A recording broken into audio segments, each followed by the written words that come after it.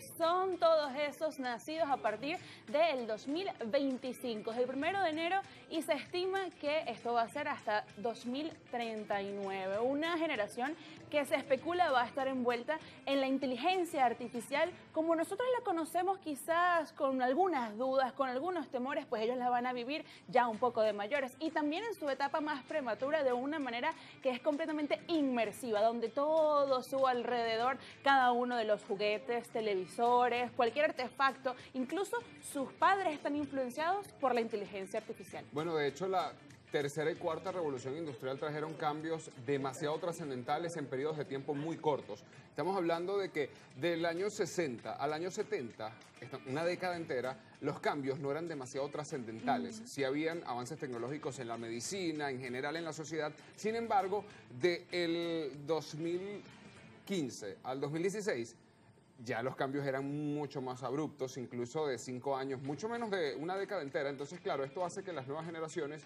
vivan experiencias mucho más distintas. De hecho, tú sabes que hay un comentario que hace sobre un estudio, ¿no? Basado en un estudio, Mariano Rojas Estapé, que habla de que las nuevas generaciones, incluso antes de esta que están haciendo en el 2025, están llenos de muchísimos estímulos. Es decir, es la generación que más estímulos tiene y que tiene más al alcance de tan poco. Porque el hecho de poder explorar a través de TikTok, por ejemplo, de Instagram, nos permite alcanzar, un sinfín de lugares, un sinfín de experiencias, de conocimientos al alcance de un simple clic.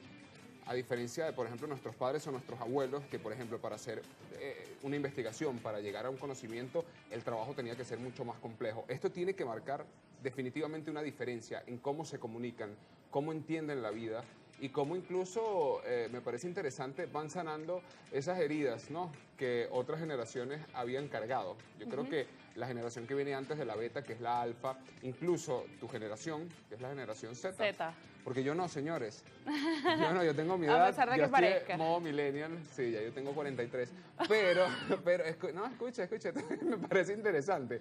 Hablar con personas de 19 años, cuando tú tienes la oportunidad de hablar con alguien de 19 años, cómo entienden las relaciones, y tú dices, wow, qué madurez hay acá, pero es porque tienen acceso a mucha información. Bueno, ahí Ajá, hay sentimientos encontrados ahí y lo estaba concretando, ¿no? Y lo veía, lo podía evidenciar en distintos programas donde van muchos panelistas justamente a conversar acerca de esta nueva generación y de cómo la tecnología hace parte, pues, del mundo en el que vivimos. Mencionaste algo que siento que es demasiado crucial, y es el tema de los padres, la familia, el círculo familiar, ¿no?, de esta nueva generación. Fíjense que a nosotros, porque me incluyo ahí, nos crió una generación que su vida era más analógica, si lo pudiésemos decirle o utilizar ese término. Y en esta oportunidad, quienes son los padres de la generación beta son los millennials, y también los mayores de la generación Z. Exactamente, tú y yo podríamos ser padres de una persona de esta nueva generación. Y fíjate que nosotros, como generación, es decir, los millennials y la generación Z, a pesar de que la millennial sí estuvo a los inicios de la tecnología, como hoy la conocemos, llamamos esto Internet, pues sí estamos empapados, ¿cierto? Sí. Entonces nosotros al tener unos hijos, pues ya estamos inmersos en esto. No es como de repente cuando te criaron a ti, que si era de repente más con los libros o con los juegos más didácticos. Y hay algo que hay que también mencionar, y es el tema de la educación. Mencionaste muchas veces esto de cómo conseguir contenido y cómo las personas de menor edad en esta oportunidad y en este mundo tan actual como en el que vivimos están consiguiendo las materias, el colegio, cómo pasar los exámenes, y la manera de estudiar es muy distinta a como nosotros lo hicimos, pudiésemos decirlo, ¿no? Entonces, fíjate, entra en el debate de qué tanto va a aprender una generación como esta cuando ChatGPT, por ejemplo, o alguna inteligencia artificial que sea capaz de redactar algún texto, alguna publicación o cualquiera que sea la asignación en un colegio o alguna universidad, pues qué tanto va a aprender, porque sí, ya no va a ser el proceso de cuando a uno le mandaban, bueno, tienes que hacer un ensayo de 10 páginas y escrito a mano, porque era el proceso de escribir a mano lo que hacía la retentiva en el cerebro. En cambio ahora, a la facilidad de un clic y a la distancia de un clic va a estar todo, y ya todo, como las normas, por ejemplo, las normas APA como las conocíamos, como conocemos. Sí, yo creo que quizás las habilidades van a cambiar.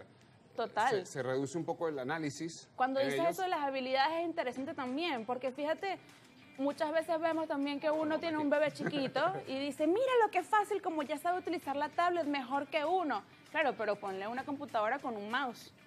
No va a tener las mismas habilidades y eso está respaldado en millones de estudios. Por ejemplo, tú mencionas, claro. fíjate, cuando tú mencionas el tema, que mencionas el tema de que nosotros sabemos bien de la tecnología, pero no crecimos inmersos en ella como estas nuevas generaciones. Tal cual. ¿Y por qué lo digo? Porque yo no soy psicólogo, pero sí investigo mucho sobre el tema.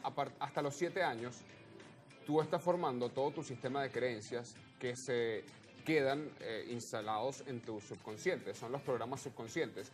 Entonces, cuando tú estás creciendo bajo este sistema de redes sociales, de información infinita, constante, que nos bombardea prácticamente cada segundo, el nivel, yo quiero hablar de la paciencia. Es decir, tu nivel de paciencia se reduce muchísimo porque cuando tú tenías que ver, por ejemplo, querías ver la comiquita, tenías que esperar a que la pasaran En la a hora. tal horario, en tal momento en la televisión. Ahora tú tienes acceso a absolutamente todo en el momento que lo quieres.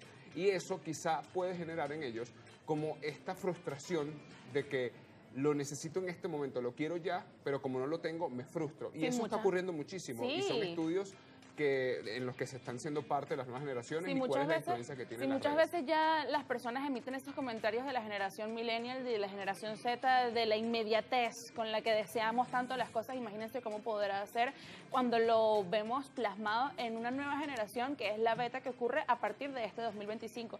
Hay algo que tú dices que también es demasiado interesante y es la parte, imagínate, de poder conseguir las cosas a tan solo un clic de distancia, ¿no? Y con la inmediatez. Fíjate que pudiésemos también conversar y debatir, porque también podría ser tema de debate, ¿cuánto podríamos nosotros, como padres, en este momento, a ver, cómo llegar a esa generación de una manera y que se exista una conexión real?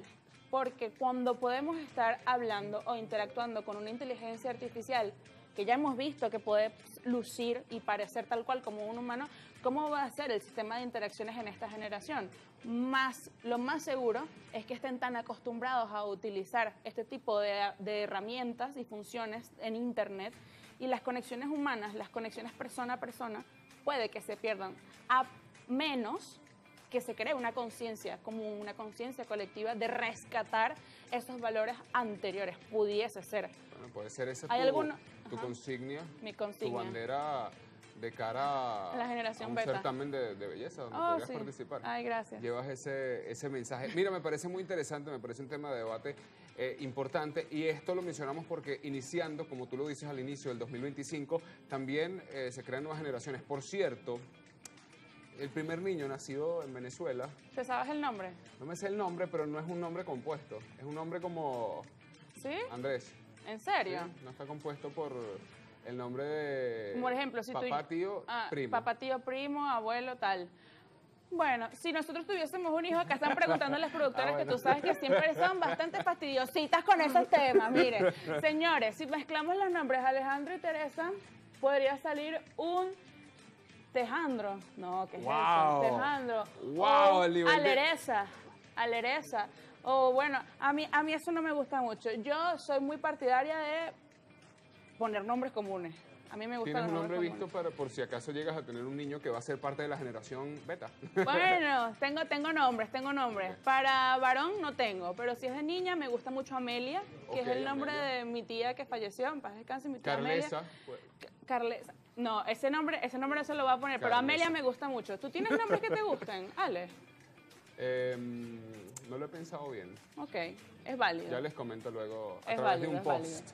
en Instagram, en redes sociales. Estamos como @latizanas TV. Al regreso tenemos propuestas también culturales nombres. en nuestro país, así que no se aparten porque les estaremos llevando a través de esta pantalla. Ya venimos. Carlesa. Tengo que estar como, ay, nuestra amiga.